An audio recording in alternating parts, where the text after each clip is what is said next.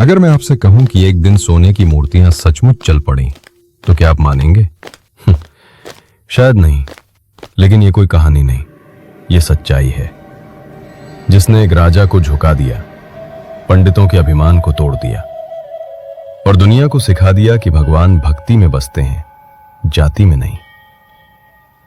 क्या कभी ऐसा मुमकिन हो सकता है कि पंडितों के सारे मंत्र फेल हो जाएं और एक साधारण संत की प्रार्थना से चमत्कार हो जाए? ये कोई कहानी नहीं, ये एक सच्ची घटना है जिसने पूरे समाज को हिला दिया था। ये वो पल था जब राजा झुका, पंडित रुके और समाज ने पहली बार जाना कि भक्ति जात नहीं देखती, भाव देखती है। देखिए कैसे संत रविदास जी ने सोने की निर्जीव गायों में जान डाल दी और सब चौंक गए। इस वीडियो का आखिरी हिस्सा आपको रुला सकता है, इसलिए पूरा वीडियो जरूर देखिए। बहुत समय पहले की बात है, बनारस के समीप एक विशाल राज्य में राजा नगरमल का शासन था। धर्म प्रेमी लेकिन जाति पंथ का कट्टर समर्थक राजा ने राज्य की उन्नति हेतु एक विशाल वैदिक यज्ञ का आयोजन किया। देश भर से बड़े बड़े पंडित, ब्राह्मण, शास्त्री बुलवाए गए, परंतु राजा जानता था कि कोई भी यज्ञ पूर्ण नहीं होता जब तक किसी सच्चे संत के चरण न पड़े। इसलिए उसने आदरपूर्वक बुलवाया संत शिरोमणि, भक्तों के नायक गुरुदेव संत रविदास जी को। राजमहल दीपों से सजा था, चारों ओर वेद मंत्रों की ध्वनि गूंज रही थी। कुछ पंडित ये सुनकर कानाफूसी करने लगे। एक ने तो गुरुदेव के कपड़ों की ओर देखकर तिरस्कार भरी मुस्कान भी दी। यज्ञ पूर्ण होते ही राजमहल में एक भव्य भोज की व्यवस्था की गई। सभी पंडितों और विद्वानों के लिए चांदी की थालियां बिछाई गईं। राजा नगरमल ने भी आदरपूर्वक संत रविदास जी को भोजन हेतु आमंत्रित किया। गुरुदेव कृपया पधारें, आपके लिए विशेष भोजन बनवाया गया है। राजन, भोजन सबके लिए एक जैसा होना चाहिए, जैसे ईश्वर का प्रेम सबके लिए एक सा है।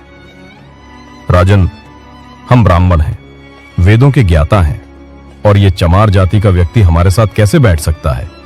ये तो भोजन को अपवित्र कर देगा। सभा में कानाफूसी शुरू हो गई। अगर ये हमारे साथ बैठेगा तो हम भोज का त्याग कर देंगे। ठीक है, मैं अलग बैठ जाऊंगा, पर याद रखो, जिसमें भेदभाव है उसमें ईश्वर नहीं, और जहां सबको एक नजर से देखा जाए वहां खुद भगवान पधारते हैं। और तभी चमत्कार हुआ। सभी पंडितों की थालियां एकदम से खाली हो गईं, सभी पकवान गायब हो गए। राजा घबरा गया। यह क्या हो गया? इतनी भोजन व्यवस्था और एक क्षण में सब लुप्त। जहां भेद होता है वहां भगवान नहीं रुकते। ईश्वर को घी पुए नहीं, पवित्र भाव चाहिए। अगर मन अपवित्र है तो भोजन भी अपवित्र हो जाता है। राजा ने तुरंत गुरुजी से क्षमा मांगी और आग्रह किया कि वे वापस आकर सभी के साथ भोजन करें। गुरुजी वापस आए और तब भोजन थालियों में फिर से प्रकट हुआ, इस बार सबके लिए एक जैसा। सबको साथ बैठकर जब यज्ञ पूर्ण हुआ तो राजा ने घोषणा की, आज के यज्ञ में मैं 5 सोने की गाय हमारे विद्वान पंडितों को भेंट करता हूं। सभा में एक शोर सा हुआ। सबने देखा विशाल कद की 5 सोने की गायें, रत्नों से जड़ी हुई, रेशमी वस्त्रों से ढकी हुई, राज दरबार में लाई गईं। पंडित रघुनाथ लोभ में डूबे हुए बोले, वाह, सोने की गाय!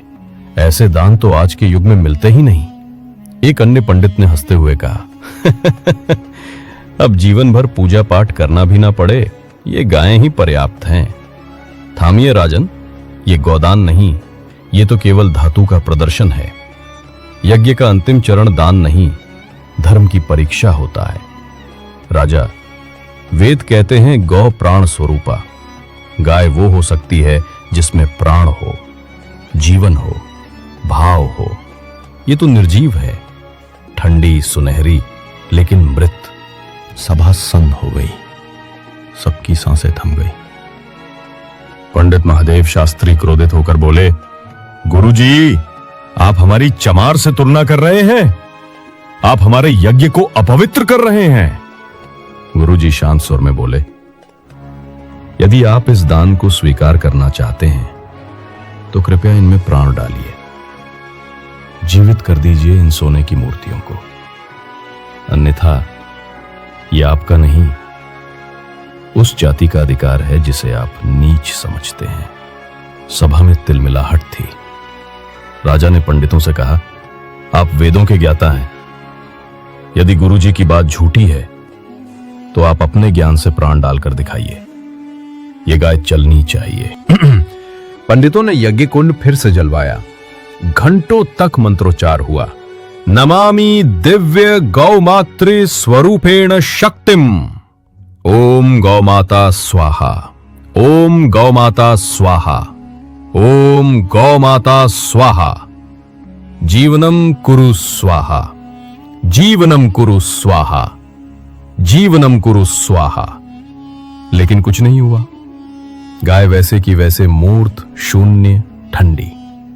पंडित महादेव घबराकर बोले, ये तो हिलती भी नहीं, ये चमत्कार अब कोई और ही कर सकता है। राजा धीरे से बोले, गुरुदेव, अब तो बस आप ही आशा की अंतिम किरण हैं।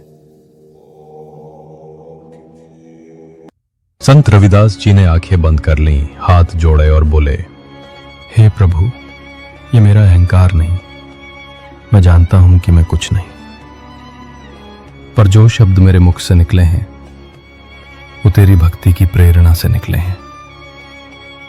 आज अगर तू मुझे सच्चा मानता है तो इन निर्जीव गायों में तू अपना प्राण डाल दे। सभा थम गई। धीरे धीरे एक अद्भुत आलोक फैलने लगा और फिर गायों में हलचल शुरू हुई। पहली गाय ने गर्दन हिलाई, दूसरी ने आंखें झपकाई, फिर धीरे धीरे पांचों गायें चलती हुई गुरुजी के चरणों में आ गईं। सभा में शंखनाद हुआ, तालियां गूंज उठीं और पंडितों के घमंड की ईंट दर ईंट ढह गईं। पंडित महादेव फूट फूट कर रोते हुए बोले, गुरुजी क्षमा कीजिए, हम अंधकार में थे, आपने हमें ज्योति दी, हमने आपकी जाति देखी, आपने हमारा हृदय देखा। गुरुजी नरम मुस्कान के साथ बोले, ज्ञान से अहंकार नहीं, विनम्रता जन्म लेती है। जात नहीं, कर्म बोलता है, और जो समाज को जोड़ता है वही सच्चा ज्ञानी है। राजा नगरमल सिंहासन से उठे और गुरुजी के चरणों में सिर झुका दिया। अगर इस कथा ने आपके दिल को छू लिया हो, अगर आपने भी महसूस किया हो कि भगवान सिर्फ मंदिर में नहीं बल्कि प्रेम, विनम्रता और समानता में बसते हैं, तो इस वीडियो को एक प्यारा सा लाइक जरूर दें और नीचे कमेंट में लिखिए, जय संत रविदास जी महाराज की, ताकि ये वाणी और दूर तक गूंजे। हर नए सवेरे के संग हम सुनाते हैं भक्ति और करुणा की कहानियां जो दिल से निकलकर सीधे आत्मा तक उतरती हैं। तो सब्सक्राइब करें देव भक्ति की शक्ति और बेल आइकन दबाना मत भूलिए, क्योंकि अगला दिव्य प्रसंग शायद आपके जीवन की दिशा बदल दे। धन्यवाद।